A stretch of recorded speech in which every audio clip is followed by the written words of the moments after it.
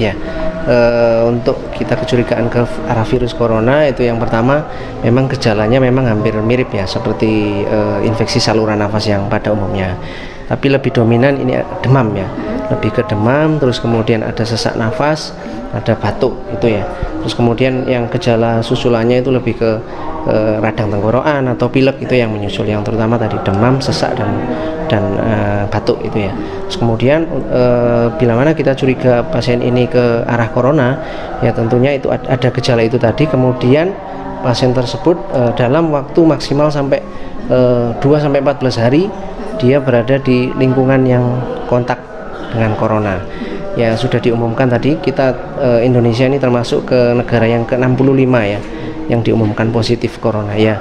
Itu nanti dari 65 negara itu berarti pasien itu berkunjung ke daerah itu, dan apalagi dia mungkin ke pusat-pusat kesehatan, ke rumah sakit, atau mungkin dia di lingkungannya itu ada yang sudah positif corona. Nah itu kecurigaan kita semakin menguat ya kalau itu. Tapi kalau hanya batuk pilek biasa dan tidak ada riwayat kontak, tidak ada perjalanan ke luar negeri yang 65 negara itu sih ya mungkin bisa diobati sebagai pneumonia biasa saja.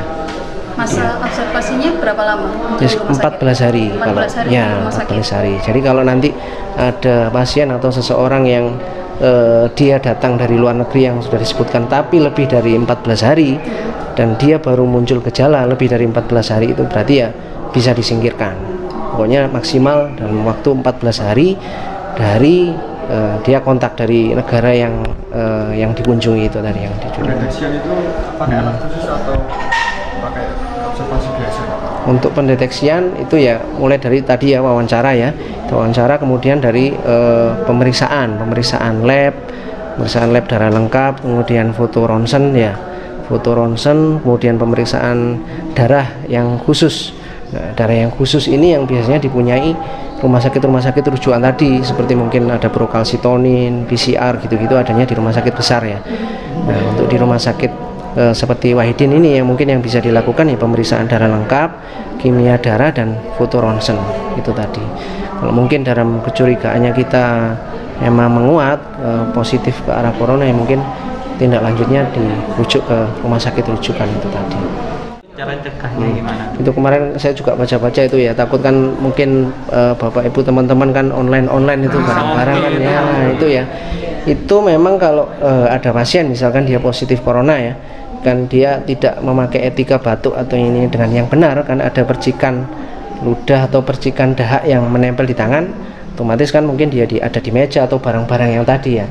Tapi kalau selama dia virusnya itu tetap pada barang itu tadi, tapi dia tidak masuk ke saluran nafas dan dia terkena udara minimal 56 derajat Celcius selama 30 menit, dia akan bisa inaktif.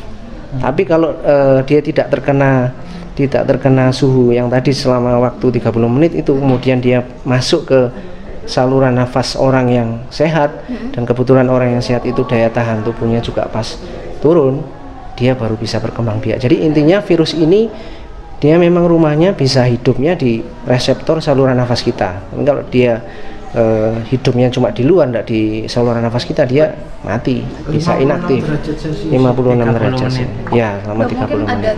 Iya, yang utama kita menjaga imunitas kita, daya tahan tubuh kita ya, yang menjaga kebersihan diri kita, menjaga kesehatan diri kita. Yang paling utama ya kita harus sering cuci tangan, karena di penelitiannya ternyata cuci tangan itu sangat penting sekali, bisa mencegah dari penyakit ya, terutama penyakit infeksi.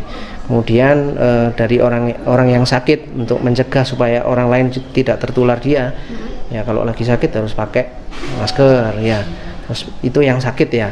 Untuk yang sehat tidak perlu, prinsipnya masker itu dipakai untuk yang sakit, bukan untuk yang sehat ya.